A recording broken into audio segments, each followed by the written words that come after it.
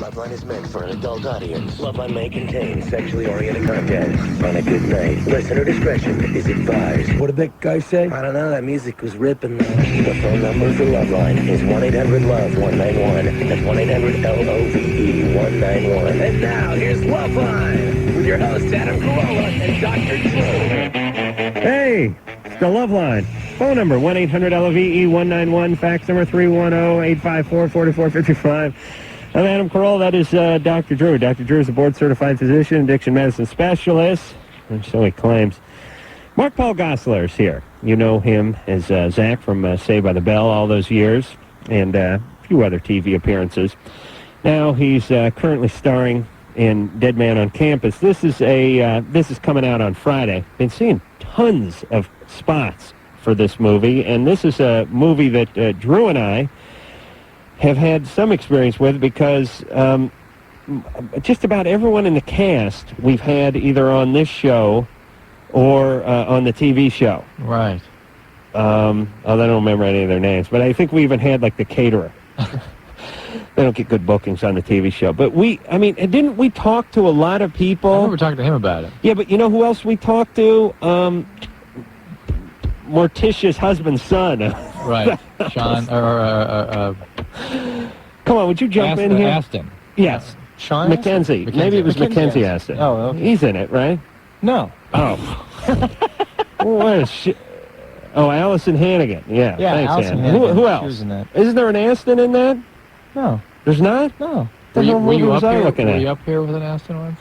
No. No. I mean, I know Sean Astin. I've spent time with Sean Astin. What the hell movie? There's you know what? You might be confused with another movie that was at Sundance this year called Dead Man's Curve. I don't know who's in that, but I don't know. I'm old. no, Tom I play Everett too much Scott's in football. this. That guy from That Thing You Do. He's Oh, right. he's in this. Allison Hannigan from Buffy the Vampire Slayer. Right, we had her in talking about it. And who I else? swear we've had someone else talking about it, but maybe it was just Mark. Could have been. I was here probably last year talking about it. Right. Well, anyway, for us, it was a movie that we were well aware of. Oh, it was supposed to be released last year, and then they pushed it. Oh, and that's they pushed it. okay. That's what it So was. we've had a couple air dates now. Okay. So now they got it, and it's coming out this Friday. August 21st. And the commercials look funny. I've not seen the movie, but I've seen tons and tons of spots for it.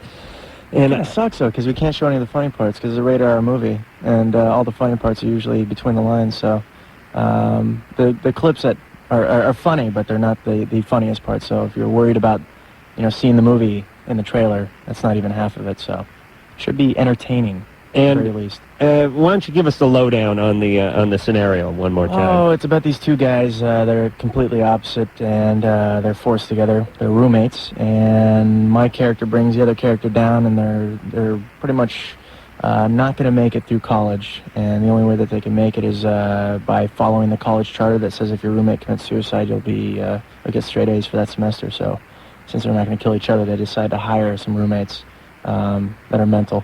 And hopefully they'll kill themselves and then get straight A's. Yeah, very simple. feasible. I'm sure it's happened. Drew? Yeah, sure. No, never happened to you. And Hyperion Bay. Yeah. WB. It's back coming up. up. You show me in the rule book where it says That's my dog it's can't my play favorite football. scene from every good Disney movie where an animal, like a goat, kicks field goals or something. There's always that scene, and I know it's going to be in the new Air Bud movie too, where he plays football, where the Bud comes out, Bud kicks a field goal, the opposing coach charges out the field and starts yelling at the referee, "What that was a lab that just kicked a field goal," and the ref says, "You show me in the rule book where it says a golden retriever can't kick field goals, and I'll pull him off the field." Drew? Hysterical. Thank you. All right, so let's talk about Hyperion Bay for a second. Completely different. 1 hour drama for WB. Going to be Monday nights at 9 o'clock. Completely different character. I play sort of a shy outcast, outsider kind of guy who was always shadowed by his older brother. Moves away from town, becomes successful, goes to college, comes back to town, builds a computer software facility, thinking that it's going to help the economics of Hyperion Bay, the name of the town, which is sort of struggling to keep up with the turn of the century. And with that brings all these problems with dealing with my father, who has a construction business, and meeting or encountering people that I went to high school with that used to tease me and didn't think much of me, and now that I'm successful, they want a piece of me. But is this like Dawson's Creek, like but older? It's from the writers and producers of actually one of the writers and producer of 30-something, Joseph Doherty, and he writes great stuff, and it's almost like 30-something, but for 20-something. It's not as young as Dawson's Creek. It's a little older, but it's a great show. What attracted me was the writing. It was one of those things you read and you go, I got to do it. There's a bunch of good-looking chicks too. Yeah, sure. All right, that's good. Very smart. And that's coming out September. That'll come out. Yeah, that'll come out this fall. All right, Drew. Do you have anything coming out in September? No. Alyssa. Yeah. Hey, you're 16. 15. All right. I've been going out with this guy for almost 2 months, and I don't want to go out with him. And normally that wouldn't be a problem, except he's suicidal. And I need to know how to, break it to him that I don't really want to go out with him anymore. Does he think you're going to break up with him and that's why he's suicidal, or is this suicidal in general? He's just in general. Well, maybe he's suicidal because he hates you, and this would relieve him if you broke up with him. Funny. Has he been suicidal during the time you guys have been dating? Yes. And what triggered that? Fights with his parents. Okay. Is he getting proper care? No. Can you get him to see somebody or to get... I told him he needed to see somebody, but he's like, I can't do that, I won't do that, kind of a thing. Well... How old is he? He's 15. Oh, boy. Well, look, this guy has serious problems, and you can't be responsible for those. I mean, you're going to have to eventually leave, and you're going to have to leave swiftly and let the cards fall where they may. What you want to do, though, is make sure that this guy has proper support and care when you're out of the picture. Has he ever made an attempt on his own life? I'm not sure. Well, What do you think? Probably. Why do you think that? Well, one time I was talking to him on the phone, and he had just, I hadn't talked to him in a while, and he had a fight with his mom, and he was ready to do it right then and there, and I talked him out of it. What was he going to do? He was going to slit his wrist. Uh-huh. All right, so listen, when someone tells you they're suicidal, then that gives you carte blanche to tell anyone else you want. I mean, in terms of an authority figure. Yes. Next time anybody you have to is on the threshold like that, you put the phone on and call the paramedics and or the police and send them over. No, don't call the cops. Look, the cops are spread out all over the city chasing down kids. Call a paramedic. Meanwhile, my home is unprotected. What city do you live in, Alyssa? Frederick. Oh, okay. Drew, didn't you go to high school there? No. All right. Alyssa, did Drew help you at all?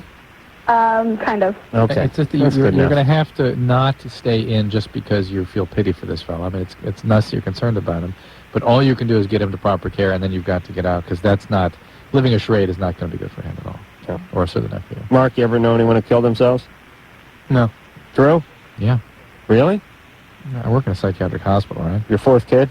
No. What happened? Oh, well, that doesn't... Oh, man. That doesn't count. Not because of Drew, because of the name. Drew, it doesn't count if people in the psychiatric hospital are in there because they're going to kill themselves. Does it? You asked if I ever know anybody. I know somebody that attempted. That was close to the family. Really? Yeah. What'd they do? Pop pills.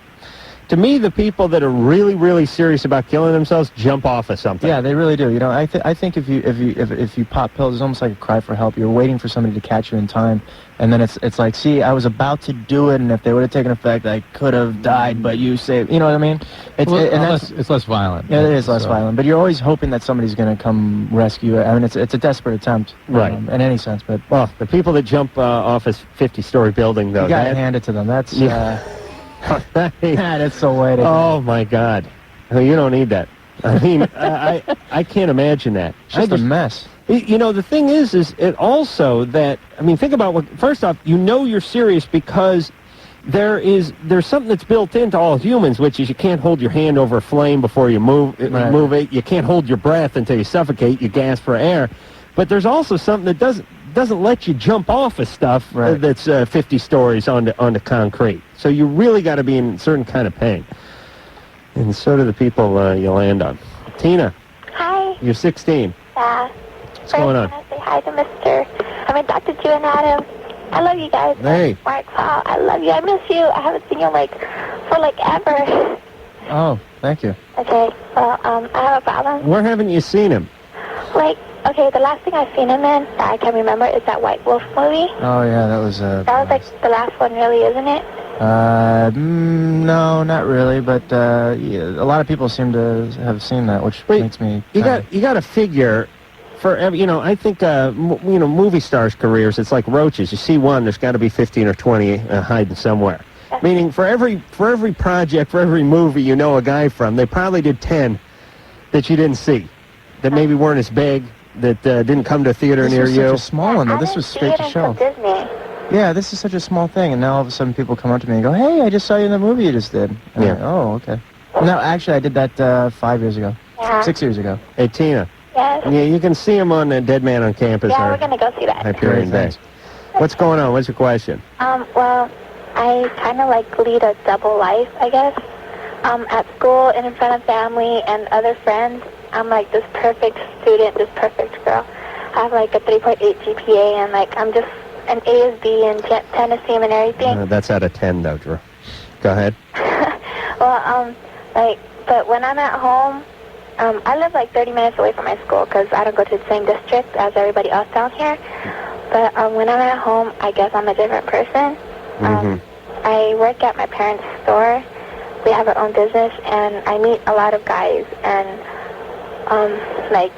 I'm promiscuous, Yeah. This reminds me of that TV movie, or actually it was a feature, Angel, a portrait of a teenage prostitute or something. Remember that? By day she was an honor student, and by night she was a streetwalker. Mike's nodding his head over there like one of those dogs. Yeah, that was awesome. Yeah, they made like a part 1, part 2, and part 3, and maybe a 4. Yeah, I know. Well, listen, they got to get people into the theater. What do you mean by promiscuous? I recently lost my virginity 6 months ago, and all of a sudden I've just been doing it. I've slept with at least 30 guys, I think. How old are you? 16. Oh, 30 guys in what period of time? 6 months. Oh, see, hold on a second, I yell at Drew. Women can do this if they want. God knows. I tried. I mean, not with the guys, but with the gals. You know what I mean? You just couldn't do. Mark could, because he was on Saved by the Bell, but it was really Zach who they were blowing, by the way, Mark. Yeah, I want you to know that. I believe me. I'm bringing it down to earth. He cares whose penis it is. I still wonder that about my wife, too. Oh, who cares? That's what I tell people all the time. People go... At least I'm getting it. Yeah, people say, hey, you do a radio show, you do a TV show, you got some money in your wallet now. Maybe the girl's just talking to you because I'm like, hey, that's why I got the show, you idiots. What do you think anyone drives a nice car for? Do I care? No, listen, and you're with them because their boobs are big. Yeah. I mean, come on, it evens out. Yeah. Please, do we have to tear everyone inside out and stare at their soul all day long? Anyway, she's 16. She does 30 guys in 6 months because she can. On the other hand, she's this honor student by day. And she sounds 6. Uh-oh. Maybe there was some abuse there. Oops, hold on a second. Tina? Yes? Yeah. Where's your dad? My dad's here. Really? Yeah. Yeah? Has he ever done anything strange to you? No? Me and my dad are really close. We're best of friends. Really? No, I've never been molested or anything either. Where's your mom? My mom's here too. Well, she's at home. Mm-hmm. So why do you think you're acting out so much sexually? Because really, I'm tired of being so good. Because everybody, they're like, be like Tina, be like Tina. I'm like, all right. Well, okay, but after number 25, don't you think you would have sort of quenched that nasty thirst? You're putting your life in danger with this behavior, right? I realized that too, and I met this great guy, and I haven't done anything for the past 2 weeks, but but lately those Vagina guys. was at the shop. Pardon me? Go ahead. Oh, well, but those guys have been wanting to do things, and then I say no because I met this other guy and I want to start right with him, and I want to tell him I want to tell him about this, but then No. he doesn't. No, don't do that. Mark, you got a comment? No, I'm just pretty impressed. I mean, 30 guys in 6 months. I could never date 30 girls in 6 months, even when I was, you know what I mean? That's a lot of guys. I mean, do you meet these guys in the store? Or? Yeah, and out when I'm out at parties and stuff. But the beauty is if she just wants to give him a quickie in the stock room in the back, the guys are all about that. Yeah, see, that's what I'm saying. you girls can do that. I mean, it's you different. couldn't date 30 girls because they'd be calling you, wanting to know what's up, wanting to know if you're dating anyone else. But girls can do that to guys because you know what I mean? I mean, it's differently. It's They just diabolical. go, oh, all right, hey, all right. They don't even say that. They just grunt. Well, I'm still trying to figure out why you're behaving like that. Have you been depressed? I've just been really stressed out. You doing any drugs? No, I'm not into that.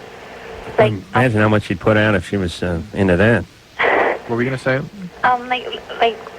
Like 2 years ago, I was really, really bad, and then a year later, I've changed a lot. Well, 2 years ago you were bad. I thought you were perfect. I was bad as in, I was into gangs, and, I always went out. I didn't listen to parents, yeah. All right. Were you raped when you were younger? Oh, no, I wasn't raped. I haven't been sexually abused or anything. Were you physically... Did anybody strike you when you were growing up? Well, as I was growing up, I got, my butt got slapped, but that's about it. Did you ever get struck with an object? Oh, no. Maybe when I got into fights with other girls, but that was it. Is there any alcoholism in your family? No. All right. Well, we're going to flip over all the cards. Tina, no alcoholism in your family? No. Really? Why is that a qualified no? Why is it no? How much Budweiser's your dad drink?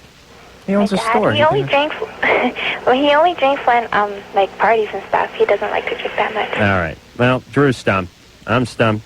Mark's stumped. And Engineer Mike quit caring 10 minutes ago. Yeah. What? You don't think somebody can just act out, be a little amorous? I know we've learned the contrary on this show. How strict are our parents, though? You guys, at 14, she was into gangs. Yeah. I mean, that's pretty heavy stuff to be exposed to at that age, and who knows what kind of violence or disaster she got into. And that's usually kids are abused in some fashion in the home they get into that. And God knows that may have affected her in such a way that she's acting it all out now still. Yeah, no, wait a minute, Drew. Don't you think gang is more a product of where you live rather than what someone's doing to you? Yes, but there are kids that can escape it, and there are kids that are drawn into it. And you guess which ones get drawn in. All right, listen, I saw this Edward James Olmos movie, so I know what's going on. And, you live in that neighborhood, you get indoctrinated into the gang. That's the way it works. And when they get young enough, that is traumatizing to them. I mean, all right. Well, she sounds okay now. Just stop having sex. She's acting out like crazy.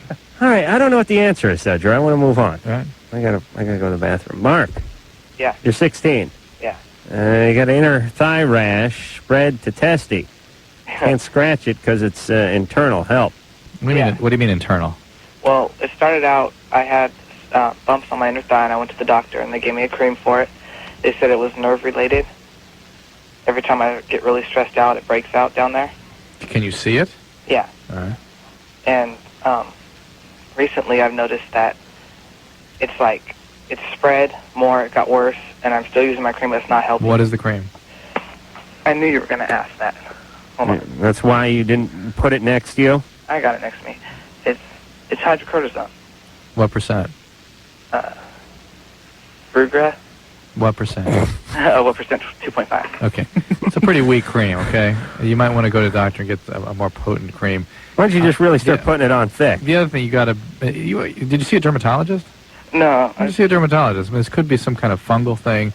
Have some sweaty balls? Yeah, you get fungus down there, and sometimes there's a totally different way of treating that. Could be from the heat, we've had a lot of heat. Sure. Yeah, a lot of moisture. Your nuts look like a chia pet after a good day of this kind of humidity. That, I've seen strange kinds of inflammatory skin reactions due to inflammation of the parts of the testes, like the epididymis and prostate. There are all kinds of other things that can cause reactions down there, too. So get it checked out by a dermatologist, and first of all, get a stronger cream. Secondly, make sure it's not a fungus. All right? All right. All right. Somebody's got to come up with some kind of underpants or pants that have some sort of ventilation system because... Cotton. They came up with it. Yeah, that was about 150 years ago. Something new. There's got to be something new. There has to be some sort of active ventilation. The power pack is circulating air in there. I'm no scientist, Drew, but I think like one on occasion, and I'm just saying, no matter what, if I fell asleep in an igloo, and polar bear, was dry humping in my sleep, and I ate a popsicle. If I dropped my pants, I'd still have sweat on the testes. Just cannot. No matter how much talc I dump down there, no matter what goes on, it's still a little moist down there. And I need to ventilate that somehow, and somebody needs to come up with a product. Do you go to the dermatologist? So if I mean, you said to show your dermatologist, but you drop your pants in front of a dermatologist? I mean, I was amazed when I did a dermatology rotation at a county hospital. I was amazed at how often you were looking at genitalia. Really? That was the majority of the time, I'd say. But to be fair, it was through a hole in the bathroom door. That's skin. I mean, let's be honest. Yeah, you were younger I would back just, if I had a problem, I wouldn't think of a dermatologist as a first source to go to if I had a... Well, he went and didn't get a satisfactory treatment. All right. Let's, Drew. Yeah. This show's like we've all taken a Quaalude. Are they pumping carbon monoxide into this room? Turn the air on, Mike. Is the air going? No, I don't care about the air in there. I'm talking about the air in here. But I've had a very difficult weekend. Really? Why didn't you tell me that before I started yelling at you? Because you began before the show. And so I'll talk about it afterwards. You really? Mm. I always feel like an idiot. You know, you heard me yelling at Drew off the air about, I know. Everyone makes me feel bad. It's always you. You come in, it's me, you know. You didn't even give him a chance. I know. All right, there's going to be a new me when we come back. And we'll talk to a new Jimmy, who's 22, wants to know why he's hopelessly attracted to older women. And, of course, Mark-Paul Gosselaar will be here. All right, let's rally. To Loveline, phone number 1-800-LVE-191. Mark-Paul Gosselaar's here. You remember him from Saved by the Bell, and he has a movie called Dead Man on Campus coming out Friday. Hyperion Bay is coming out this fall on the Dub B, and you know him from many other projects as well. So, Drew had himself a tough weekend. Yeah. Yeah, what happened? So, I'm going to make a long story short, but we had a wave crash in through the window at my parents. They have a place down by the big condominium thing, and Jordan was standing in front and just got nailed. A wave? A wave. It was huge. Just it's like scene from Saving Private Ryan. He was. You're down at the beach. Your folks have a place down at the beach. Mm-hmm. You're standing in front of a plate glass window, mm-hmm. and a big wave comes up. And comes over and comes through. And breaks through the window. Yeah. And your son, who's 5, is standing in front of the window. Yeah. And so the glass cuts him. Mm. What happened? You got all cut up. I mean, it's I can't tell you what a horrible feeling it is seeing your kid just with his stuff hanging out. I mean, it's just... oh, my God. Man. So what happened? You go into the emergency room. We got it fixed. Thank God none of it was deep enough to really do anything. Stitches, though? Oh, yeah. To get him on the face? No. I mean, it got all... The shoulder was... Yeah. All right. Well, I didn't get him in the face. Everything's fine. He's all right. Everything's fine. But it was still just a horrible experience. I mean, it's just that whole out of control... You going to sue your parents? No, it just takes a while to get over that. He's never going to want to go to Grandma and Grandpa's house again. You get a little bit of that going on. I put myself through a glass door to Vandy Camps when I was probably 6 or 7 years old and had some of the same stuff happen. I ran into a lot of them. Did you? Yeah, after the mother cleans the sliding glass door. Did you ever go through one? No. I actually wish I would have a couple times, because sometimes it hurt. Well, so he'll be okay.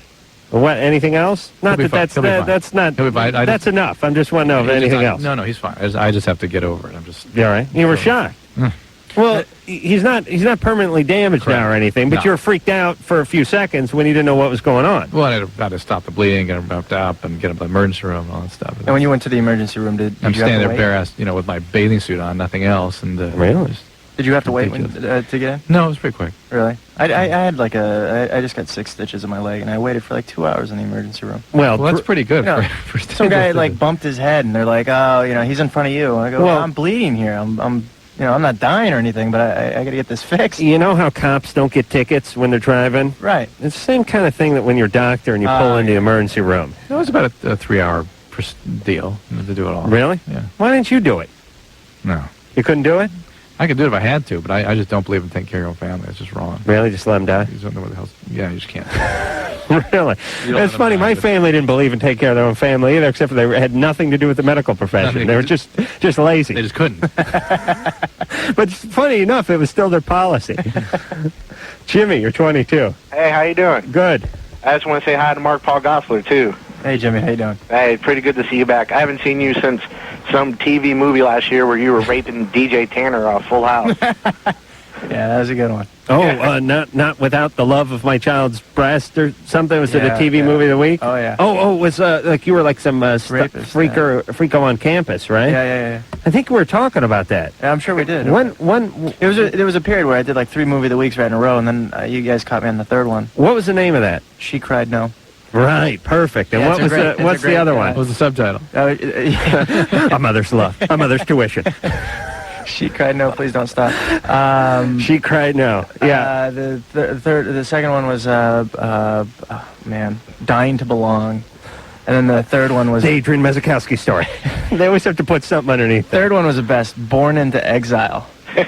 Oh wow, yeah. Yeah. See, to me, I was just waxing poetic about A Bad Ronald, which is one of the greatest TV movies of the week that happened in like 1974, and there was Killdozer, and those were those amazing Dobermans, and all these great movies about things there was Devil Dog, Hound from Hell. It was a lot of stuff. I don't know what the hell was going on in this country in the devil.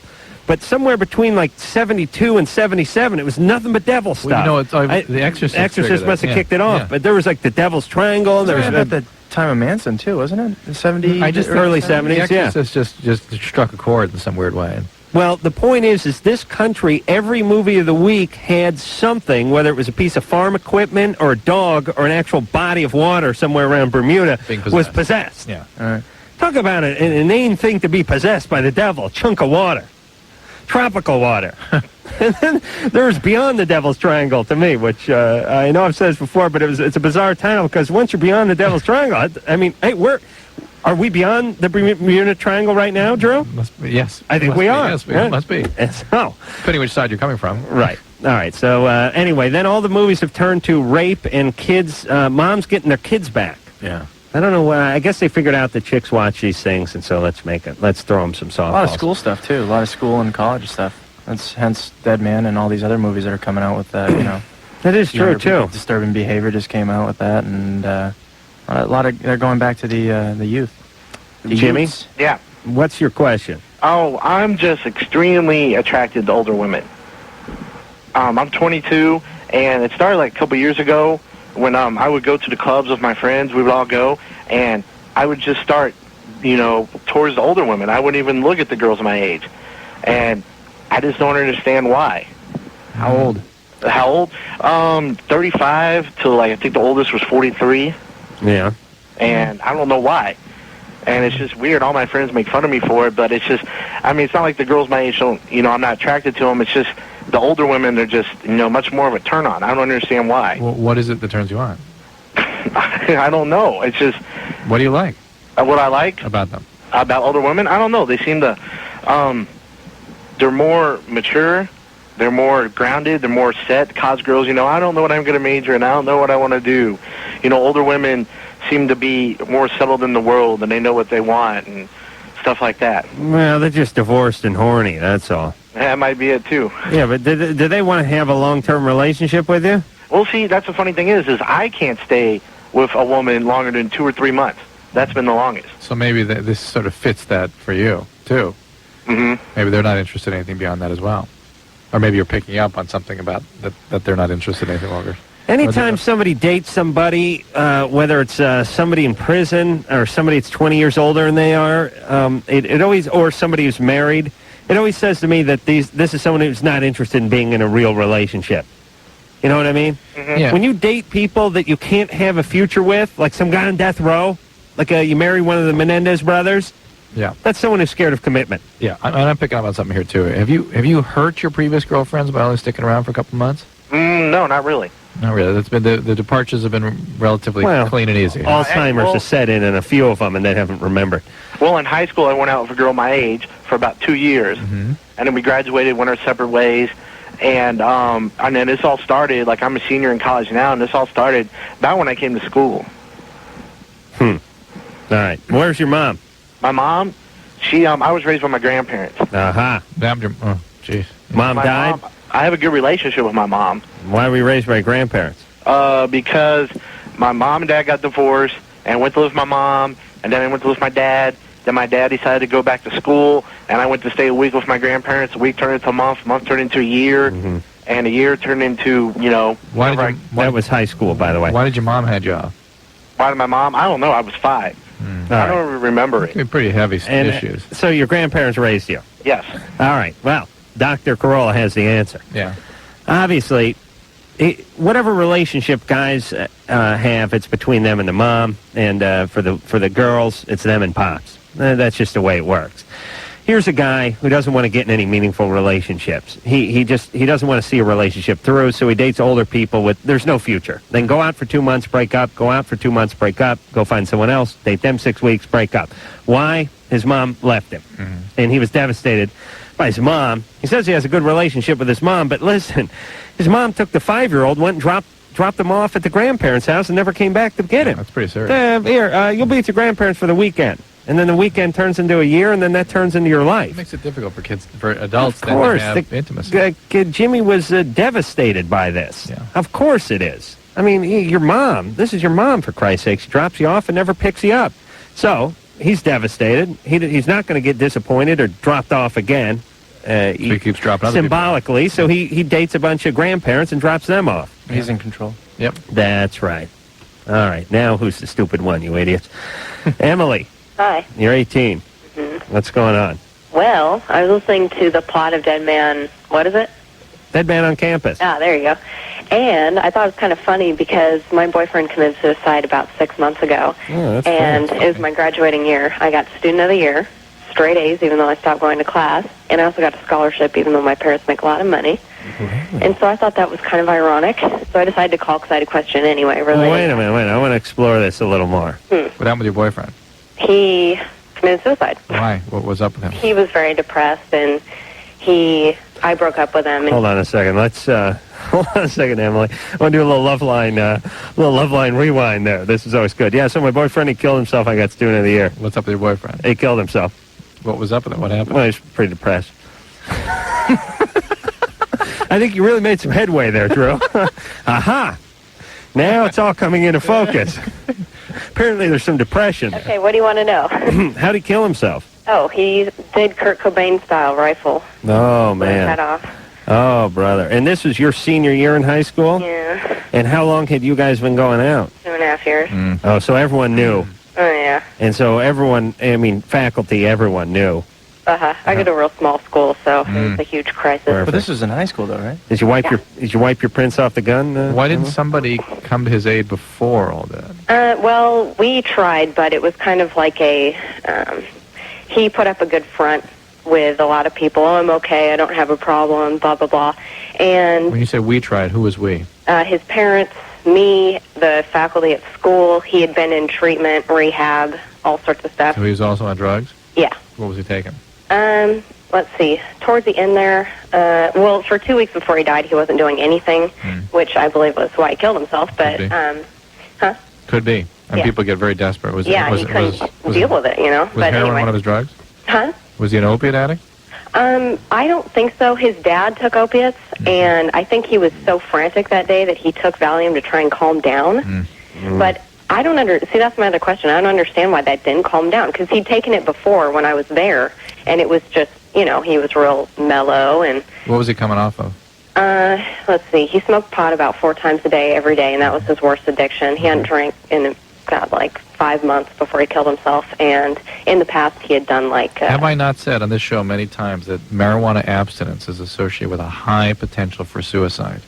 People who are addicted to pot, who try to stop on their own, need to be supervised, because it is, I've seen, it's getting now into, you know, significant numbers of cases I've seen where people kill themselves, and probably hundreds now I've seen where people become suicidal. Really? And for that 6 months after you stop smoking pot, it is very common. Yeah, but he didn't stop smoking pot, did he? Yes, he did. After I broke up, I broke up with him because I don't do drugs, and I just couldn't take his Right. S anymore, you know? Okay. All right, so let's get to the good stuff, which is he kills himself. This is 6 months ago. You graduated, a month ago or two months ago? Yeah. All right, so this is 4 months before graduation, and all your grades go to you become a straight A student. Well, I was kind of anyway. It's an alternative school, so you do it by your own rate. Oh, hey, let me explain how the alternative schools work. You walk up to your teacher and you call him by his first name, Hey, Larry? Yeah. I think I deserve an A on this report. I mean, when I turn it in, good smell. And then, yeah, here's the pen. And you just give yourself whatever grade you want. Later, we're going to go to the Watts Towers. Okay. We're going to hang out and check that out. Hold on, I want to talk to her for just one more second here. Emily? Yes. So you got the A's. Yeah. You got the scholarship. Yeah. And did they Student doctor of up? the year. You forgot that one. That's the best one. Oh, you got Student of the Year. Student of the year. Right. Mm-hmm. And did they doctor up your SATs, too? Oh, didn't take them. How do you get a scholarship? When, Don't ask me. I just got the thing from the Rotary Club, and I didn't even know I was getting it. I filled out an application. How do you get accepted to a college without taking an SAT? Well, I have to start community because I didn't take this SATs. Okay. All right. All right, so the point is this plot is feasible. Dead man on campus. I've actually had people that they say that when they were auditioning for the role came in and then said that there were cases of this that they had heard, or myths. It's all over the place. Well, somebody said that they had a roommate. They didn't know that that was a reason why, but they got straight A's, and it's never said. It's never said, and nobody ever knows if they're telling the truth or not. So who knows? You guys. What? You don't think so? I'm on it. I'm being told what they've told me. So true. Schools like Emily, maybe. Not at the Amherst, right? No. Or is that the Amway College? We learned to sell soap. True, you don't think this could go on at Amherst? You need to be easier on me tonight. All right. I can't take it. Oh, you're all right. We got to go on break. We do? Yeah. Okay. All right, we'll be back. Especially just in like the last 2 years or so, it seems to me that the top 3 or 4 out of the top 5 are all movie soundtracks. And I don't seem to remember that in the mid-'80s or the early '90s. I know there's always examples of movies that do that, but I mean, they all seem to be up there now. I remember the first soundtrack I bought for a movie was like Forrest Gump. That was like, for me, that was like the... That's the first... for the soundtrack, like a soundtrack. Right. I think it was like Forrest Gump. Or maybe Judgment Night. But, the stakes have raised. I mean, the music... Remember that? Cuba Gooding? Yeah, I did. I was... Cuba Gooding and Kevin Pollak and all that with Stephen Dorff. I did stand-in for that movie. I was one of the bad guy stand-ins. I was a dork standing there while they got all the camera and stuff ready. Stand-in is really a humiliating job for anyone who's trying to break into the industry, because the second the camera's ready, it's like this. All right, lights, ready, camera, ready, film loaded, yep, sound man, right, everyone's ready, okay, get the F out of here. As soon as everyone's ready, you leave, which is kind of weird for someone who's trying to make their way into the business, but it was easy money. And I did work on that for I got like 2 months work out of that. Drew, the first soundtrack of the movie, what was it, The Poseidon Adventure? Sound of Music. Oh, really? Wasn't Wings? I don't know. I don't think I've ever bought a soundtrack. No, I really don't. Maybe Saturday Night Fever. Saturday Night Fever. Right. I bet I bought that. Remember The Poseidon Adventure? Oh, yeah. There's got to be a morning after. Was that The Poseidon Adventure? Oh, yes. Please. Ernest Borgnine. Oh, yeah, he sung that. Yeah. We got the Dust Brothers producing this one, so it's Gene Hackman up there with the trying to turn the steam off. Remember that? He's hanging on that big... Yeah. Everyone's got to see The Poseidon Adventure. Mark, you ever see that movie? No, I haven't. Oh, baby. I don't watch know. movies. Well, this isn't a movie. This is a picture. You know what I'm saying? Stella Stevens. Hackman hanging off that big... he's hanging off that huge wheel, that big knob to turn the steam off, and he's talking to God. Right. It was great. Hackman played a man of the cloth. And then he fell into the big boiler. I cried like a baby. Marie. Hi. You're 20. Yep. What's going on? You know, the only thing that's weird about seeing old movies is ones that Leslie Nielsen are in. See, Leslie Nielsen plays... he wasn't a funny guy. No, he was a serious dramatic actor. He made 150 straight movies. Yeah. Where not only was he a dramatic actor, but he played like the captain. Right. So he's standing up there, and he's looking through binoculars, and he's going, "Sweet love of Jesus." Mr. Sucane, come here. I have to, and you're waiting for the punchline, and then you just start laughing because you can't take it anymore. But he ended up doing parodies of that character. Right, but he was the captain in that movie. Marie. Hi. What's going on? I married an older guy a couple of years ago. He's like about 20 years older than me, and things have been really great. And I really, really love him. But I like fantasize constantly about guys my age. And me too. I I'm just wondering if this is like terminal to the relationship, because I mean I really love him, but I'm not like physically attracted to him. Oh boy, that's not good. Imagine that you're married, you're 20, and you've lost the flame. Yeah. At 20. Oof. 22. I know, and I've always 20. been a Oh, she's really 20. Married passionate since kind 18. of person, and it's really weird for me. How are things great? Wait a minute. You've been married since you were 18? Yeah. How old were you when you met this guy? 18. You got married a couple months? Yeah. Why? We were just in love. No. What? No. What was he taking you away from? My family. All right. Yeah. There you go. Rescue. The rescue mission. Yeah. Probably had all the right trappings, right? Yeah, he's great. I mean, I still love him. No, stay away from. Let's talk about what is it that's great? We're like best friends. The light sides of our personality are identical. We can laugh together and sing together and go out and do everything together. But it's more like I'm picturing a montage. Yeah, I'm trying to do that. Yeah, I just got that picture flash in my head too. What else is great about it? Something. So far, we're not buying it. He makes me happy. He's the only person I've ever been like really happy with. How chaotic was your family? Incredibly. Of course. So is it that, are you trying to sabotage this and maybe get back and solve some of those old problems? My family and I pretty much resolved everything. No, not by 20. Not without 8 years of therapy. What? You wouldn't have married this guy if you resolved everything. What'd your dad do to you? Oh, nothing. My dad and I were like best friends. Why was it chaotic? My mom was sick. With what? She was all sorts of mental things. So your mom was mentally ill. Yeah. Was she an addict? Pardon? Was she addicted to something also? No. Okay. And what else? What did she do as a result of that? She was just really not there. Yeah. Whatever happened to people thinking they were Napoleon, Drew? Does that ever happen anymore? Remember the good old days, the simple days in the country when a guy went nuts? He just thought he was Napoleon. Now he thinks he's the devil, and he's going to come back, and it's the day of reckoning for everybody. He's got himself a handgun. Remember, didn't people used to go nuts and just think they were Napoleon? Or was that just in the movies? It was when Napoleon was godlike. That was when that was the way. All right, so Marie. Yeah. This guy was 30. He's 40 now. He's 45. Oh, he's 45. So he was 43 when you were 18. Yeah. And he married you. Yeah. He's flawed. But she's her question was though, is it wrong to be attracted? Are you saying is it wrong to be attracted to guys your age? No, I don't have a problem with being attracted to other people. I think that's completely natural. Right.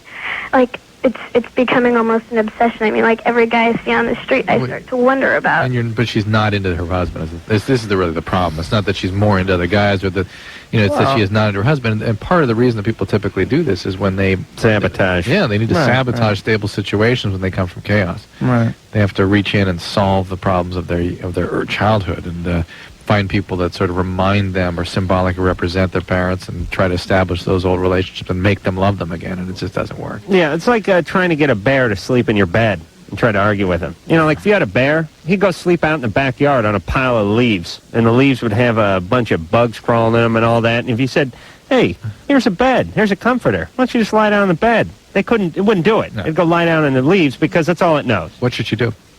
They got to get into some kind of therapy. Or I don't trust him. She does. Yeah, I agree with that. She does. I mean, at 40, he needs to swing by the therapist's office too, because he's 43. But I don't think he's together, married. though. I don't think together. I think that it's separately. Yeah, for the time being. Yeah. Okay, but I'm saying. I mean, do you really call that a marriage? I mean, that's 20 some odd years. I mean, that's tough. Very. Yeah. What do you have in common? It's one thing if she were 25 or even but she was 18. Yeah. Yeah, I don't know. The Rolling Stones, I guess, is about the only thing I could think someone of that age gap would have in common. Right. But, he's flawed because he's 43 and she's 18. Right. So he's got his own, he's got fish to fry himself in the therapist's office. Oh, yeah. She comes from chaos, so she's looking to start tearing this thing apart, even though he saved her. And there's trouble afoot. So, therapy. Yep. Therapy. And, therapy. There you go. 7NRK.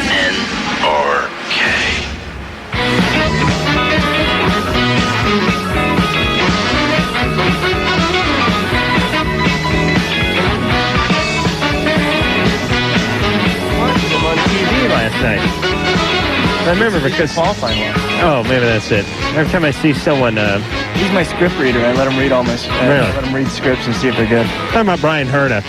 Mark-Paul Gosselaar's here. He enjoys the racing as well. Although... Brian, they were racing at Road America today, and he was qualified second. I don't know how he finished because I was working today, but... he's really hauling ass on the road courses. He's no one deserves success more than Brian. him. He's a really nice guy. He's a great guy. I think he's been on the show maybe 2 times, maybe even 3 times. I'm trying to think, but at least 2 coming down here. He's coming out from. He lives in Ohio now. He's coming out to see the movie on Friday. Oh, that's how cool of a guy he is. He's got a busy schedule, and he comes out to. Does he drive the race car when he comes out, or does he just fly out there like everyone else? What's the difference? All right. Both the same. Drew? Yep. Ready to go to our little 10-second station identification break? All right. We'll be back in 10. This is Loveline. NRK, the new rock alternative. I haven't been sleeping well. It is... Talk about it? I don't know. I like to talk about that, too. Mark-Paul Gosselaar's here. You remember him from Saved by the Bell, and Dead Man on Campus is what he's got coming out on Friday. That'd be the 21st. Hyperion Bay's something you can find him on. Well, it's a series. Coming up on the WB, coming up this fall, and you haven't been sleeping well? No, I'm sure I know what it is. I've been working quite a bit, and I think that... I always thought that if the more you work, the better you're going to sleep, but it's actually the opposite for me.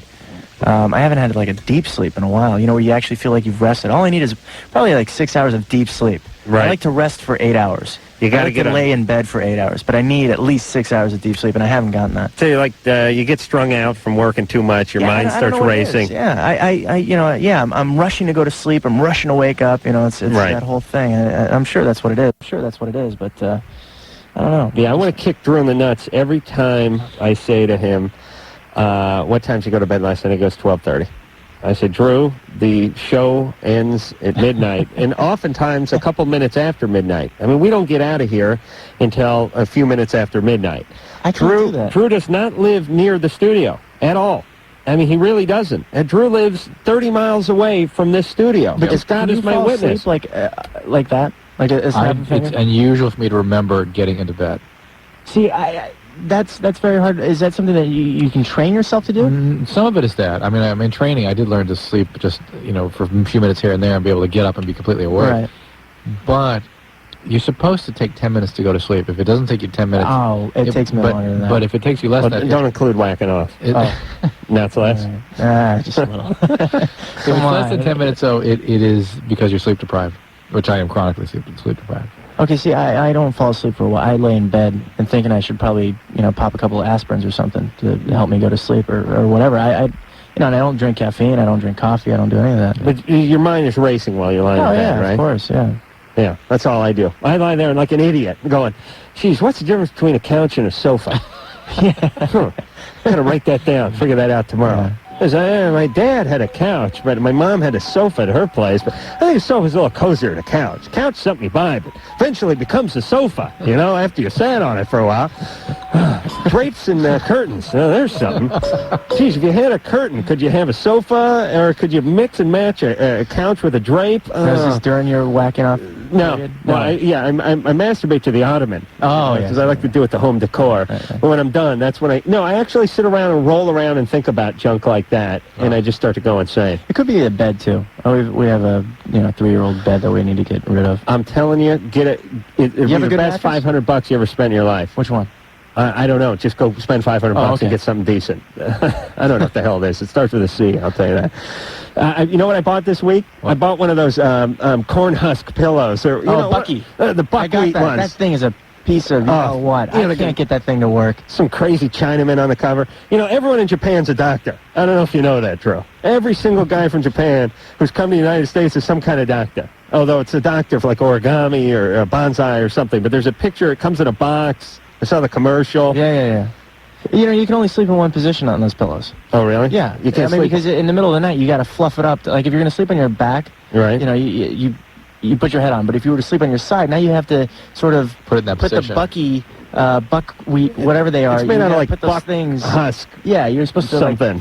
Mold them so that you have where that space is now that they've been moved. The thing's loud too. Doesn't it sound like you're walking through snow? It's like it's like a pillowcase filled with saltines. Yeah. And you know you have to put a pillowcase on that thing, and if you don't, you get like the dust. You can see it if you have like white. This is nice. If you have white sheets, you can see like the pillow outline. I just threw away $20. When it comes to things that pertain to health, when something is really an advancement, you will know it.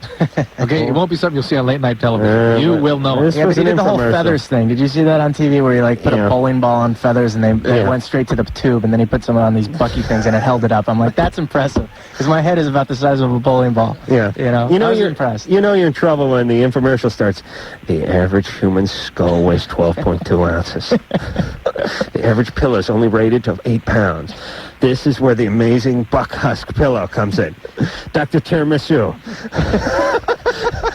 from the Knapp Institute of Korea is here. Please give a round of applause. The guy comes out. Oh, thank you, Jane. We take 10-pound Brunswick high-luster bowling ball. We put inside of graduated cylinder. This plain goose down feather. We ball go right to bottom. That would crush head. Now we put buck husk pillow in. You see it not make dent. Now we shoot ball out of cannon. It's still not make dented pillow. It's like, yeah, I could sleep on a cinder block. Oh, all right. What's his name? It's the Super Calla pillow. Super Calla, that's right. Right. Tiramisu. Crazy agents. What do we listen to them about sleep for? They sleep on that goddamn futon. Those are actually pretty comfortable. Oh, no, they're not. Yeah, you got to be stoned. Listen, the reason people think futons are comfortable is because they all sleep on them in college when they're smoking the most weed. And they don't know what's going on. You know what futon means in Japanese? It means bear trap. Absolutely. Really? No, I made that up. But it is a bear trap. It's like a weird, it's got a bunch of planks and anything that could be a sofa and a bed, I'm out. Because it means it's the world's most uncomfortable bed and the world's most uncomfortable sofa. And if you ever sit on those things, because I had one of these things for a while, but I had the one that didn't have the wood frame on it. It was just the sort of folded up material. It was like a futon without the wooden frame. A floor futon. Right. And I'd sit on that thing, and in about 15 minutes, your knees would be over your head. If you put your feet on the floor and you sat up and watched TV, your ass would start scooching down, and eventually you'd have to move your genitalia so you could see the TV. So, no, I don't like this, and I'm not listening anymore to the Japanese about sleeping. They walk with no shoes. They sleep on those futons, and they have a corn husk and a pillow. Matt? Yeah. What's up, guys? Buckwheat shucks or something. I'm going to go bring that pillow in. From that stuff, too. You got to listen to SoCal pillows, guys. That's, yeah, do you have one of those? No, but my friend did a nice prank call over to the guys at Sobacala. It was pretty funny. During the infomercial? Oh, yeah, I heard that's where it's at. What's going on? Oh, today I saved a little girl. She drowned, and I pulled her out because I'm a lifeguard. And, we don't know why she drowned, why she was under. And I was wondering, because her lips were all blue, and I was wondering how fast it takes, for the lips to turn blue. Very fast. That can be very fast. Depends how cold the water is, right? Yeah. I mean, certainly, a minute. Yeah. Well, was she all right? Yeah, she's fine. She went to the hospital for x-rays to make sure there was no extra water in her lungs and stuff like that. Partial drowning can be very dangerous. What'd you pull her out of? Swimming pool. Wow. God bless you for doing that. But the partial drownings, they get pneumonias afterwards. Because they have water in the lungs? Yeah, real commonly. So they have to watch very, very carefully. The thing that's weird is when the water's freezing and the people fall through the ice, these kids, they stand there for 40 minutes, and then they retrieve them with like a stick or something, and they're all right. Yeah. Because the water's so cold that whatever oxygen, whatever that goes on in terms of turning them into a vegetable is retarded somehow. It's somehow slowed down by the freezing temperature of the water. Yeah. There's some cases of that. What's up, Matt? I also had one other question. You scared the hell out of me, and I had all this adrenaline and all that stuff. Yeah. I'm really kind of worried about going back to work. Is there anything you can suggest? You're like me today. You got to smoke a joint, right? Post-traumatic stress reaction. Yeah, so it's I don't know. Is there any tips you have for me? Because I have to go back tomorrow for. Well, how did it play out in terms of your capacity to handle the emergency? Well, I did a little crying afterwards, and No, but did you perform adequately? Oh yeah. All right, so you have to reassure yourself that you have the competency to do it again, even though it's emotionally overwhelming and it still affects you and it still is going to stay with you for a few days, and you might feel anxious or depressed for a couple of days, that you have to use your knowledge cognitively, that you have the capacity cognitively and competency to do your job. That you can go on autopilot and you'll do your job. How many other people? Well, he could have just gotten lucky. How many people were in the pool? Oh God, like at least 100. It was so crowded. Was it a public pool? No, it's at a country club. And how did you find out the girl was drowning? Did you spot her? It was dumb luck. I was making rounds basically because like it was really hard to see the bottom of the pool because you're supposed to guard the bottom, and I just saw her down there. You were in the water? No, I was walking around the top and I saw her. And what were the other 99 folks in the pool doing with her hovering around the bottom? One was hovering right over her with their inner tube. I had to push the guy out of the way so I could get to the little girl. How old was the little girl? She was 3 years old. Oh, man. She was little. She just fell in, probably. Yeah. Yeah, but I mean, she couldn't have been down there very long, could she? That's why I wanted to know about the lips. Cause I mean, how long before she started breathing again? It was about, I don't know, I gave her 2 rescue breaths and she started coughing. Okay, so she was probably only down for a couple minutes. But Matt, here's the deal. Just realize that you're anxious and depressed, and it's really a post. I don't know. I think this might be. He may get some trim around the club for this maneuver. And once you get back pretty up on good the about horse, that. you're going to be okay. It's not going to be overwhelming to you. Just rely on your competency and your knowledge of what. What's you know the rescue breath? The first artificial. Two. Yeah, the first two. Insemination they do. Yeah. What's that? You know, Yeah. You know how to do that? Yeah. Yeah. I guess, you never hear about doctors being trained that way. You think they go right for the hard stuff, No, you don't know have about that basic jump. You have to get the basic. You have to get it renewed every 3 years before you can get the advanced stuff. Really? Just the basic life-saving stuff? Yeah, which it gets very frustrating. You hit people in the knee still and get the reflex thing going? Yes. You do? Yeah. Really? Sometimes. When do they crack the sternum? Is that when somebody's in cardiac arrest? Well, if you're doing chest compressions and as an old person, sometimes the ribs will break and the sternum can break and stuff. You don't want to do that. But if he didn't, if the rescue breaths didn't work, then you start wouldn't work. Then you initiate compressions, and if there's no pulse, that could fracture a sternum or not a little kid. It wouldn't break anything. Hey Jeff, they're like rubber, those kids. Hello? Jeff, you're 17. Yeah, hey, Dr. Drew, Adam, you guys are great. You guys do a great service for the people down here. Where are you? Me, I'm in Anaheim. Oh, all right. Good. We love that, Anaheim. I just want to say, Dr. Drew, you're a really smart guy. I really appreciate what you do. And Adam, can you make that bong noise? Yeah. Hold on. Let me get the bong. Hey, Mike, if I got the bong? Oh, there it is. That's pull good. the cart, man. There you go. Yeah, that's cool. That's really cool, dude. This guy's going to love the movie, then. We got a 4-foot bong in the movie. Hold on. I'm going to make out with Mark and blow it into his mouth. Adam, you animal. I just French fed him, whatever was in me. All right, I had a question for Does people still do that kind of thing? I don't know. I just made up the French feed, but I think it sounds good. Yeah, there's something weird like that people used to do in the 70s, huh? Yeah, there's that thing where pass it back and forth. Somebody has like a bong load and then it makes out with his girlfriend, and just blows it into their mouth. Yeah. Yeah, I have 2 girls. It works with guys too, but you got to blow it into the ass. I know 2 girls that do that together. That's nice. Really? Yeah. That's good. In Anaheim? I had a question for Dr. Drew. You ever masturbate to that image, Jeff? Yes, Jeff. What's up? Well, I was at a party about a month and a half ago, and my friend told me he was going to hook me up with this girl that I'd never met before. Just basically, to get back in the bedroom and get busy kind of thing. You know what I'm saying? That's nice. And I ended up giving her oral sex, and I now am finding these little sores on the end of my mouth, like on the side of my tongue. Mm-hmm. And I'm worried about, could that be herpes or something? Because I don't know what it could be. Like. It could well be. Probably is, in fact. People don't get they get the herpes on the tongue? Oh, yeah. Oh, really? Yeah, but usually it's pretty exuberant when it's the herpes that people have in genital area when they're getting the primary outbreak. A more common thing would be just that he irritated his tongue and whatever virus he had living in his mouth sort of gets in there and causes canker sore? Like canker sores, which can be herpes type viruses. But well, it is, isn't it? Basically, yeah. But when you get it, I've seen it when I've seen it clinically when people get a real bona fide herpes in the mouth. It's usually intense, it's exuberant. Oh, you get the herpes on the tongue. Don't you get the herpes all over your mouth? Yeah. Yeah, but the tongue often is the place where it's centered. Man, how do you put medication and stuff on your tongue? You don't. You don't need oral. Take the pills. Yeah. So even if it's just aphthous stomatitis, the pills, the antiviral pills like Zovirax. They ever find herpes in anyone's like throat or stomach? Like let's say the guy was engaging esophagus. Yeah. How far down is that? Oh, that's down there. Really? That's usually in people with immunological problems. Does the cancer patient know it, though? patients, Oh, yeah. I mean, is it? Oh, really? It's got to be embarrassing, too, you know. Cheryl, Yeah. hey, you're 16. Yes. What's going on? Okay. I am sexually active, and I was wondering, I think I might have chlamydia, and I'm not sure. Why? What do you got? What's going on? Well, like, I've heard that some of the symptoms are kind of the same as, like, the urinary tract infections. Yeah. And, I don't know, it's like, when I go to the bathroom sometimes, it, like, comes and goes, but it's like a burning sensation. Any discharge? Yeah, it's like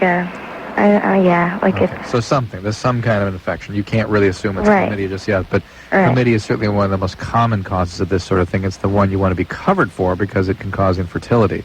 So you need to go to a doctor, clinic, something tomorrow or an emergency room tonight and get treatment. Oh, let me talk to my partner. What is that? Go ahead. What is it? Chlamydia? Yeah, what is that? Ann, can you come in here and show Mark what It's a chlamydia sexually is? transmitted disease. It's a bacterial kind of organism that it causes discharge and inflammation. And I mean, can you see it? Is it? I mean, is it something visual that you could see? No, it looks. No.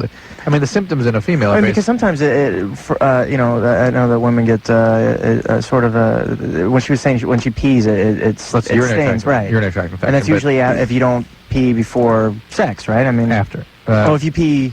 You want them to pee afterwards. You pee during. You want to get the bacteria out after it's been pushed up there. Got it. And you know, women get that too. But in this age, with a lot of sexual contact, you worry about sexually transmitted disease. Hey, there, Drew. Don't you think? I know there's got to be a ton of good stuff that we're just not able to do because of the damn lawyers in this country. But doesn't there have to be, like, they can do a home pregnancy test, right? Mm-hmm. Couldn't there be some sort of chlamydia test, or other sexually transmitted disease where they took a little swatch and they wiped it against this area and it turned a certain color if it was positive? Yep, there are that technology is been at our disposal for 20 years, hasn't it? No, it's new, but it's expensive, and I does it have to be? I suspect we will see it in the not-too-distant future. But don't you think, isn't a bunch of red tape holding this kind of stuff up? I think the sort of economics are as much as anything, because it is so expensive. The HMOs won't pay for it, the Medicare won't pay for it. You know, all these the third-party carriers won't pay for it, and so it ends up being something somebody have to pay for out of pocket. And then would they pay $100 to get a piece of swatch as opposed to seeing a doctor for $45 and get it all done? All right, but listen, here's my point. If you wanted a hubcap for your car and you had to have a guy go make one for you, it'd cost you $1,000. On the other hand, if they had it at Pep Boys, it cost you $8. Would economies of scale bring it down? Sure, if it worked. But first, it has to be. Look, I don't know. I'm not an expert in that area, but there's plenty of discussions about that sort of thing coming. So I have all sorts of medical innovations I like to do. Yeah, because you think it would be logical. They have pregnancy tests. Why couldn't they have? Listen, I'm gonna market a pair of panties that just turn a certain color when you got something. You pull them off, you stare at them like a mood ring. Figure out what kind of mood she's in. Guys, these are coming down the halls. Oh, panties are purple. I gotta get out of the way. Go check in the hotel. But they're green. That's your green light to sex. Am I right, Drew? That's a good idea. If they're brown, that's something else. That means she may have been walking out of the room. I'm telling you, these panties are a good idea. They're an idea. Okay. I have a lot of good ones. My crotch-sniffing dogs. That's the one that's really going to put me on the map. Ash. Yeah. Hey, you're 15, I mean. You got a question for Mark? Yeah, man. Like, since I was a kid, you know, it's been one of my dreams to be an actor. And, you know, I just wanted some feedback from you, you know, like how old were you when you first took your acting drama class and, you know, what plays you were in? How old were you when you first... Oh, you did Highway to Heaven was the first thing you did? Yeah, I started when I was 4 years old. I had a very different way into this industry. It's going to be... I'm sorry, what, this is Matt? Yeah, he's 15. Ash is 15. Ash. It's going to be completely different for Ash if he were to get into it at the age of 15. So, you know. I mean, do you know any other famous people out there that...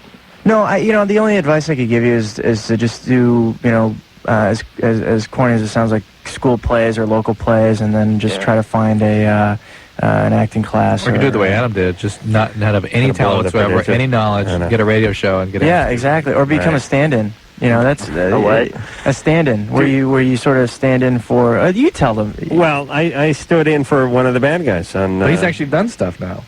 Yeah, and now you have a stand-in, right? Yeah, it's true. No, I don't have a stand-in, do we? Oh, well, we have a stand-in on the TV show as a couple of idiots you've who done sit some there. movies and stuff, though. Oh, yeah, I guess I have. You've done some movies? Sure.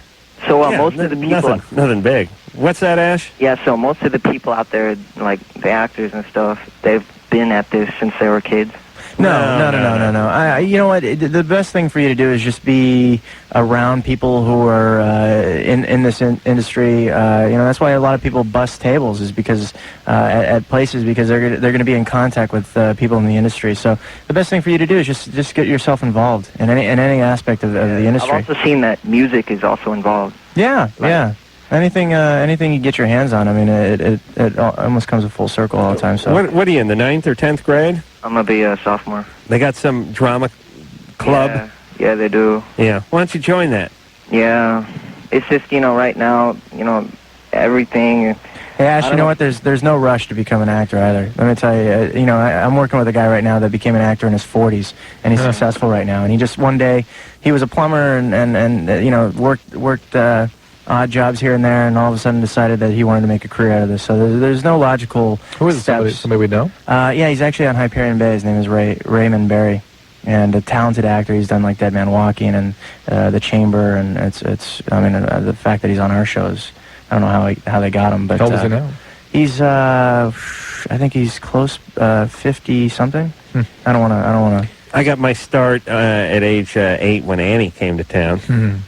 No. Actually, that's why I got into it, was because of Annie. I thought I looked at the kid doing that. I thought I could do that. Really? I had a weird, for me, starting at 4 years old was completely different for me. My mother was my driver and manager and stage mom. It was just a weird, stupid thing. I would never put my kid through that.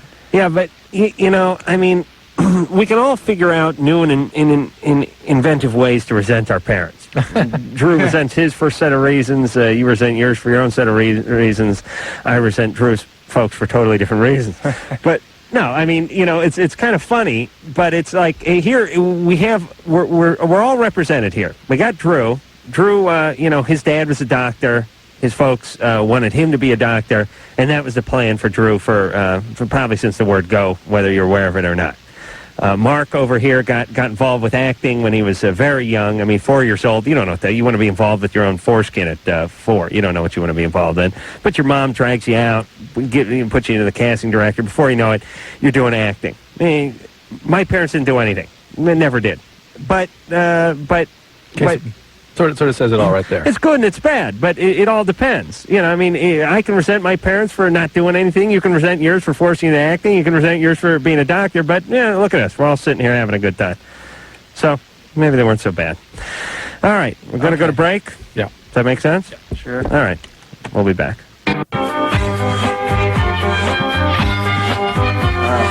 Mark-Paul Gosselaar is here.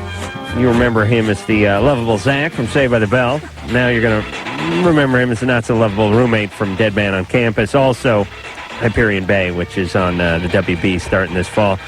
Hey, how old were you when you started that Saved by the Bell? 13. And you were 13? Yeah. Because were you playing younger? Did you look younger? Or is it just because you got older? Yeah. I'm trying to think. Yeah. How old were you playing when you started? 13 is young, yeah. 13 That's is young. I was playing 13. Yeah, 13 you're playing 13. When he was 19, he was playing 15. No, when I was 19, we were actually playing our age also. We went to college. That was when we had that short-lived primetime thing called Saved by the Bell of College Years. Yeah, was there some ex-football player in that? Bob Golick, yeah. All right, see, that's a kiss of death. Oh. Anytime you get an ex-football player, like Lionel Zato or something comes in, it's trouble. It was a kiss of death, like on the third show. They wanted to make it like a prime time, real good, like Friends kind of show, and then they bring in the monkey on the third show, and that's when things go downhill. When you bring a monkey on the set, it's like, we need it for the ratings. All right. We need to get that demographic up. See, I don't believe bring you in the should monkey. have chimpanzees at the beginning. Yeah, you bring them in. You bring them in the first episode. By the third episode, the first 2 episodes we were talking about ethnic, racial things here and there, and then all of a sudden we weren't getting the demographics. Bring in the monkey. Send in the monkey. Send in the monkey. And but you had so what do you have? 6 years? 5 years seasons? since? No, before 6. Before 6 seasons. 6 seasons.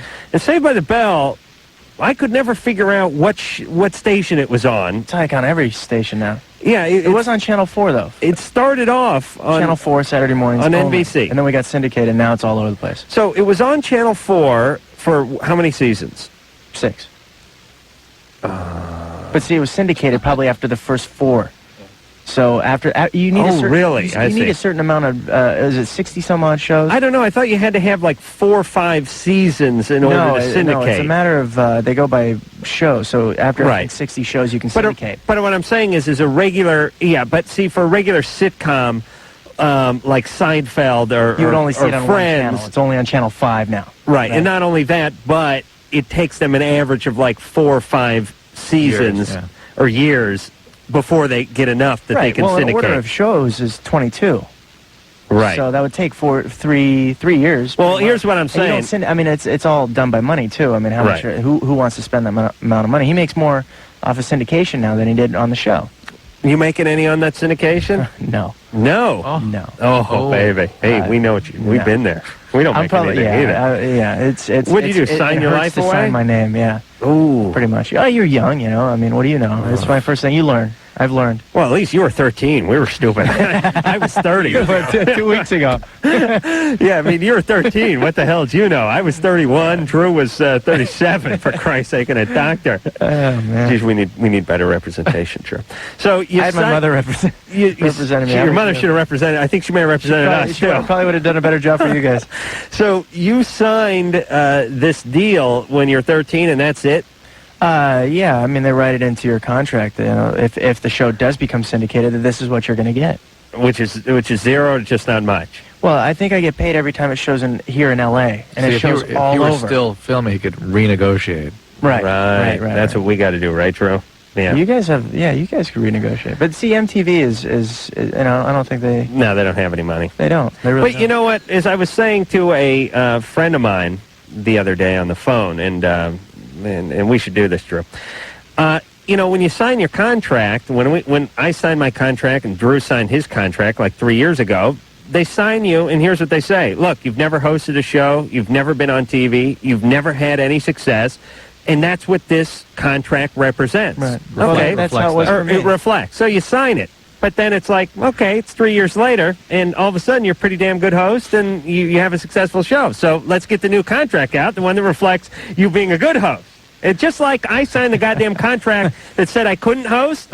Now that I can host, where's that contract, you sons of bitches? That has to be at a different That one doesn't project. exist. That's a different project. Right. So you can host this one until you're 50, and meanwhile, you can have 20 seasons, but it's all going to be under the one that said you couldn't host the show. No, the one where you can host is called The Man Show. Ah, yes. All right. Well, we'll work on that. How's that going? It's going fine. ABC pilot I did last season. What's it called? It's called The Man Show. It's hysterical. Yeah. It was very fun. It was good, but it Did it get picked up?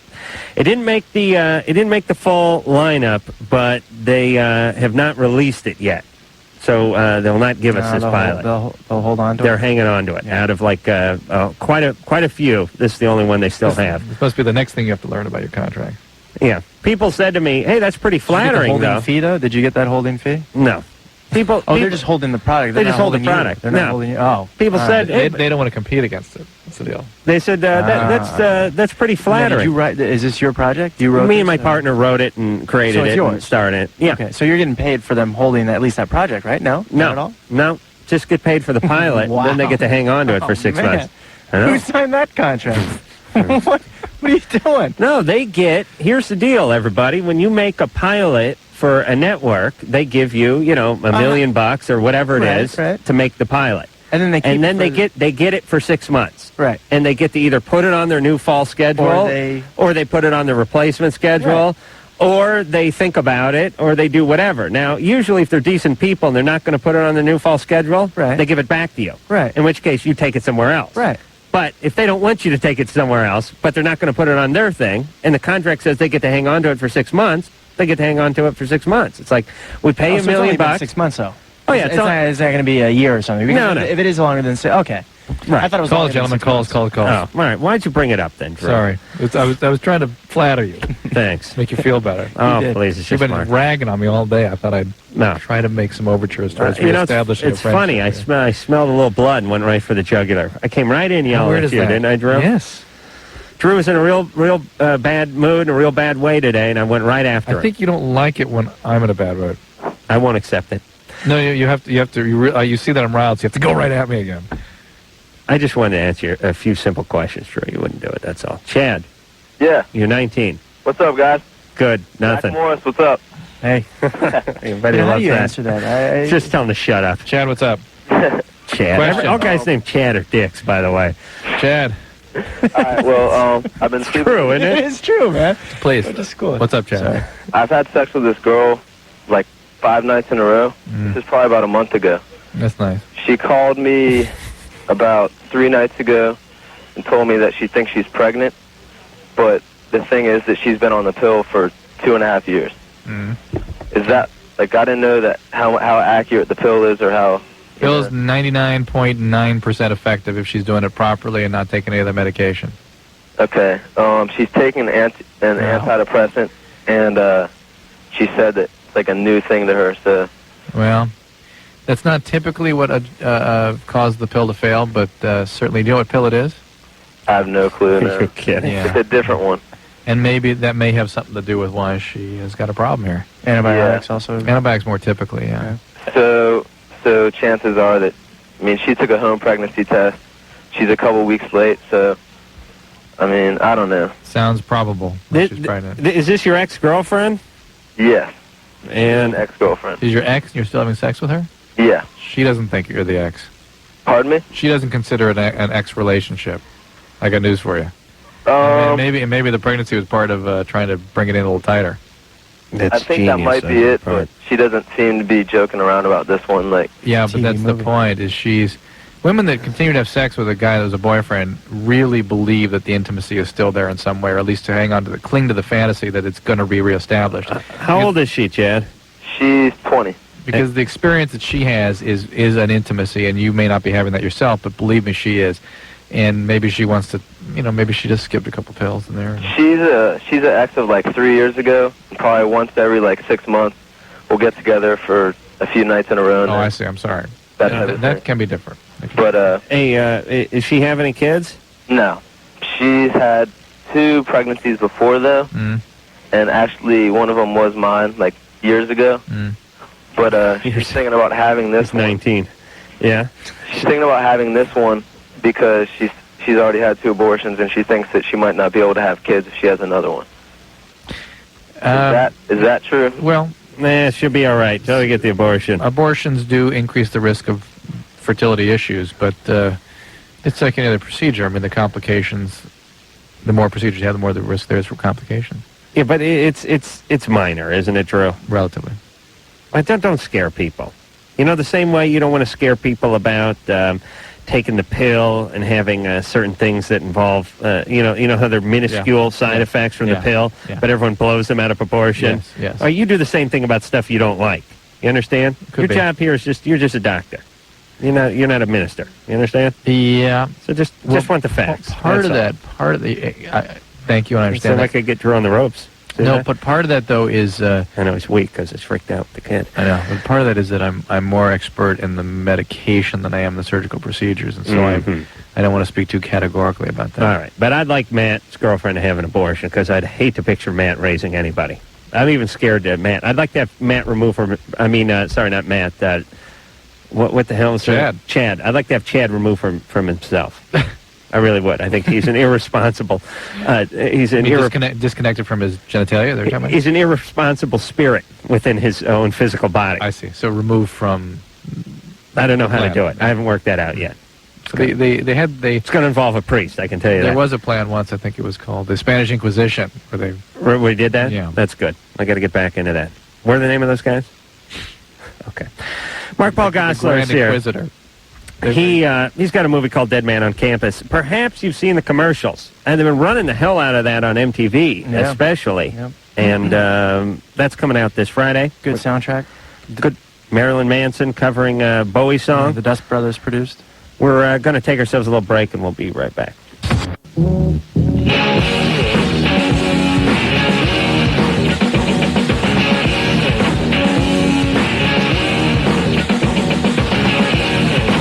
Mark-Paul Gosselaar is here. Dead Man on Campus is the name of the film. What, would this be a dark comedy, by the way? Yeah, very dark. It's a Paramount and MTV film. Oh. Yeah. That's why you see a lot of ads on MTV. Yeah. It's MTV's first live, not an animated movie. Oh, really? Beavis and Butthead was their other one. This was, and now they have other films that are coming out, like Election and 200 Cigarettes, which are great films. What was the budget on this baby? Do you know? It was like 15 plus, I think. It was a good budget. Jeez, you can't make a movie these days for under 15 mil. No, it was a big thing with Paramount. Paramount and MTV together. It was a good thing. Where'd you film it? Here, L.A. We shot a little bit up in a college in Stockton called College of the Pacifics. Would you? But you had to make up one of those names for the college. Yeah, it was called Daleman. Oh, that's good. At least they just went with a name. Yeah. Usually they go with like Pacific Crest College or something. They just work in like what's supposed to take place back east though. What college did you go to when you went off to on Saved by the Bell? What was the name of that fictitious school? Oh boy, I think that was University of like some California something. They twisted something, Right. They took like Northridge. They combined it with Berkeley, and then they got a hybrid. Yeah. All right, but there's also apparently some sort of monkey testing lab on the facility as well. Hey, Drew? couple thoughts. Yeah. One week you guys came in the room talking about sexual abuse and whatnot. I remember we've been kind of musing over the last week or so about why the human being would evolve in a way to wire in that kind of behavior. Right. And I just started thinking to myself, that's like trying to figure out why humans would wire in war. What is good about that behavior? Why would people evolve in such ways to create wars? You know what I'm saying? Yeah. Its only possible advantage is that it thins the herd. Right. It does do that. It may ultimately decrease the population size in certain circumstances, and maybe we're heading towards something like that. Well, what do you think about this? I'm just tossing this out off the top of my head, but the species, the human species, I mean, in every aspect of animal existence or species existence, there's always something that keeps the herd a little thin. That's right. Right? I mean, every animal has a predator, and if they don't have a predator, they eat each other. Disease. I think that's what humans do. But the point is over the last 100 years, we've raised the average life expectancy of a human from 45 to 85. Right. Obviously, that's going to make for a lot more humans on the planet. So maybe there's some sort of evolution that is just making us thin the herd. There's a cancer that develops. And right, that cancer is homicide or whatever. But maybe that's what's going on. Yeah. All right. It's time to switch. Can we switch? I don't know. You're locked into your species, Drew? You are. Matt? Yeah. You're 19. How you doing? What's going on? You've been on hold for 109 minutes. Yeah. God bless you. I have a question for Dr. Drew. Yeah. Is there any food I might be allergic to? Because, like, 1 week my face will break out, and, like, the next week it'll be, like, clear. Well, I mean, people have debated this issue for a long time, and there are people that believe that chocolate and nuts and various things can affect it. I suspect the majority of dermatologists would not particularly adhere to that philosophy. The thinking is that this is a genetic thing, whether or not you get acne, and that it's an issue more of the way your glands function in your face and the bacterial environment there. And there are extremely effective treatments today. I mean, you can take Accutane, you can use topical antibiotics, you can use systemic antibiotics. There's all sorts of things that can be done. There's no reason to have active acne today. It's very simply treated. So I suggest rather than figure out what you can do to change it from a dietary standpoint, which will have little or no influence on it, get some treatment. Yeah, it's like a hereditary thing. I had this retarded thought the other day. I thought to myself, well, wait a minute, back in the day, back in like the cowboy days, no one got zits. And then I thought, well, how do you know that? And I thought, well, every episode of Gunsmoke I ever saw, nobody had a zit. And then I thought to myself, well, they didn't hire actors with zits to portray people from the Old West. That's right. But on the other hand, you never saw a picture of, they had some old photography back then, and no one had a zit. Ever see a zit in the Old West? Interesting point. Yeah, but they didn't have good enough photography. This is why you don't sleep well. Yeah, and trying to sort out the difference between the couch and the sofa and why Fess Parker didn't have a zit. Nicole. Hi, everyone. Hey, you're 22. Hey. I grew up in Valencia, and I saw you a couple times up there, Mark-Paul. Oh, yeah? Yeah, near the Summit Pool. Oh, yeah, I used to I used to live there. Yeah, it was kind of scary. The first time the Saved by the Saved by the Bell aired, we saw you. You were like, oh my God, that's the guy that was on TV. Yeah. Okay, I have a question for Dr. Drew. Mm-hmm. By the way, Mark-Paul, I've been following your career. You're an excellent actor. Oh, thank Dramatic and comedic. Thank you very much. It's kind of nice when some guy who's been on a show for a long time and has become sort of, the modern-day Hey Little Buddy Bob Denver breaks out and does other work. And it's nice that you've done that.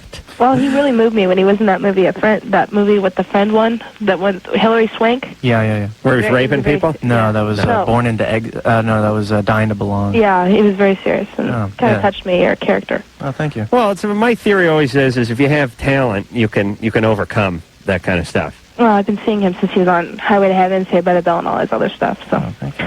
But anyways, Dr. Drew, I crashed my bicycle a few weeks ago, and I got a really bad swelling on my leg, my thigh, like a hematoma. So I got an X-ray, and the doctor said if the swelling doesn't go down, I should have it drained.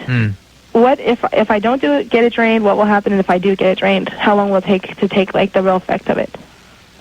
Take the effect of it? Well, like the swelling will go down like immediately, Yeah, or so I go down immediately. But sometimes they have to leave them open. I mean, it really depends where it is, how deep it is, and how big it is. because it's the size of a golf ball. It's gone down from the size of a golf ball, I would leave alone, personally. I would use a heating pad on it, and the worst thing can happen, it can get infected very occasionally, but most time, leaving those things alone does a golf ball size, in my experience, in a large muscle group like that, I like to leave those alone. You know, it's funny. Everyone uses the golf ball as sort of the jumping off point of... Well, no, it was a baseball. Oh, it was a baseball. It was like a baseball, but swelling has gone down lately. I heard a guy the other day, it says about the size of half a golf ball. I was like, oh, wait a minute. Hold on. Once you're getting into, like, fractions of golf balls, go ahead and just pick another round thing. It's not like some, like, fuzzy seller smacked the golf ball into you. We're not really talking about a golf ball, all right? So it was a baseball. Over what period of time did it come down from baseball? Probably within since I went to the doctor last week, Sunday. It's going to be fine. It's going to be fine. Were you riding a mountain bike or just... Actually, I was riding a mountain bike, and something came at me, and I turned away, and I crashed my handlebar into my leg. You know, it's weird. I saw a bobcat about a block from our house tonight. Really? Where is that? How big? It was. I mean, they're big. Yeah. Like a poodle size. I mean, I'm not like a large, like a working class dog, like a husky or something. Hey, can I ask one more question? I saw a possum today. We were on the lot of Warner Brothers. The possum was like about a foot away from my from our feet. It's great when you live in the city. You see like a lizard and you're freaked out for a week. Yeah, but a bobcat. Yeah, it is a little freaky. We live up on a hill, and it's sort of new development, but that's kind of weird. And what did it do? Can I ask one more It looked question? at me, yeah. Okay, I have my ex-boyfriend. He's an alcoholic, and I'm really trying to get him help because no one else is intervening. And I want to know if you have some numbers I can give him to call. I mean, it's coming to the point where... Where does he live? We live in Tarzana. Tarzana Treatment Center. I don't have these numbers off the top of my head, but the good programs, Tarzana Treatment Center, Cry Help, North Hollywood. Okay. And I've been telling him, I said, you know what? I care about you, but call me when you get sober. I can't deal with it. I'm only 22. He's 30. Oh, okay. So coming from west to east, rather, Tarzana Treatment Center, Cry Help, and Los Encinas Hospital. Okay. Okay? Boy, you just covered the whole valley there. That basically did. Hey, Nicole? Yes? Can't he just go to AA? He is just, I hate to break it to everyone, he's a loser. I mean, he works, he has a job and everything, but he drinks, like, first time I met him, he had like 13 drinks. All right. He may need more than AA. I mean, it's honestly... Hey, who's the loser? See, the thing is, his friend... You're dating Otis from Mayberry, for Christ's sake. Who's the loser? He needs a medical detox, perhaps, here, too. Yeah, and that's because kind of dangerous. You know, he says, like, we went to go see Saving Private Ryan. I mean, that was an unbelievable movie. And, like, in the middle of the movie, he walks out to go buy a bottle of beer. That's nice. I said, how normal is that? Listen, why are you with the guy? Ex-boyfriend, didn't she say that? She's making him an ex now. Yeah. First time I met him, he had 13 drinks. And people need to remember that if alcohol someone vomits on you the first night you meet him, don't go out with him on a second date. Withdrawal from alcohol is one of the only drugs you withdraw from that the withdrawal itself is frequently fatal. 60% fatality with true DTs. Meaning, how do you know, though, when you've crossed that threshold to actually needing physically the alcohol? You know what I'm saying? You start feeling tremulous if you stop drinking. So you start having quakes. Yeah. And if you stop for what? How long? I mean, when does it start? The severe withdrawal, certainly in 24 hours. And 2 and 3 days is when it really gets going. If you have a medical illness on top of that, like if you have a pneumonia or a urinary tract infection, that's what you more easily then slip into DTs. Really? Okay. So if you're a serious drinker, you can't just quit. You got to get in on something. And you heard me earlier talking about marijuana. That's another one we have to be supervised. How many years? Do you have to drink? Yeah. Some people are just a 3-week binge and they can have severe withdrawal afterwards. Really? Oh, yes. Oh, yes. 3-week binge? I mean, it has to be a pretty good binge, but oh, yeah. But you have to have that in your genes at that point. No? Yeah, it's hard to predict who's going to have severe withdrawal. Nobody has a 3-week binge and then goes into DTs. Come on. I've got a 2-weeker in the hospital right now, and he was drinking a gallon of vodka a day. How do you go from not drinking to drinking a gallon of vodka a day for 2 weeks? It typically doesn't happen. Those people are, either they're chipping intermittently and then suddenly go out on a binge. Right. But oh, could you imagine that? Isaac. Yeah, what's up? You're 20. What's going on? Yeah, I've had this problem ever since I've been sexually active, and it's more of a, it's like I tend to have an orgasm real quick, and even these days penetrating, like it's under a minute, and an oral it's like 30 seconds, and it's just like it's crazy, But these days there are medication options for that. I've been taking erythromycin. No. Like Prozac and the serotonin reuptake inhibitors that suppress sexual desire and sexual functioning sometimes have been advocated as use for treatment. Really? I don't really think it's a great idea. I like your idea better, Adam. The picture of the Hey Vern guy on the foot of the bed? No, I tried that already. I tried counting. I tried doing the ABC. No, I'm talking about your gun. Oh, let me do a little Loveline reenactment there, Isaac. A, B, oh, sorry, honey. What'd you get to? Well, it was after B, but it was before C. So. I was thinking of your take control of the equipment. Yeah, so let me try that. Hey, Isaac. Yeah. What if you masturbate before sex? Well, see, if I have an orgasm, I can't get it up, Yeah, but what if you masturbated 2 hours before your sexual encounter? It won't work. See, it's more of a, because I don't know if I'm going to get laid, it's more of a... Well, then be always ready. Prepare yourself. No, listen, do you have a girlfriend? Nah, it's more of a, I kind of date a lot of girls, and then... Yeah, all right, listen, here's the problem. You got to find one, and you got to work it out. Yeah. Every young man has that one girl that they worked it out with. Yeah. You know what I'm talking about? I wish I could go back in time and erase all that stuff, Yeah. I was like Isaac, that 30 second. Oh, yeah. But, I must think that the girls that I probably dated or had sex with, they must be like, oh, poor Mark-Paul's wife, Oh, you know what I mean? Yeah, I'd like to go back in time and erase some of that stuff. I've often said that either I have to go find them and hump them right or kill them. Yeah. But I can't have them walking around with that knowledge. Yeah, because now it's not like that. Now I can go for a minute and a half or so. Right, you've tripled your time. Yeah, we got to go to break. We got to go. All right. You want to squeeze one off before we go to break, Mark, or is that too much pressure? That's too much pressure. All right. I know, that took me Long enough. Here it is. 94.7, the new rock alternative. NRK.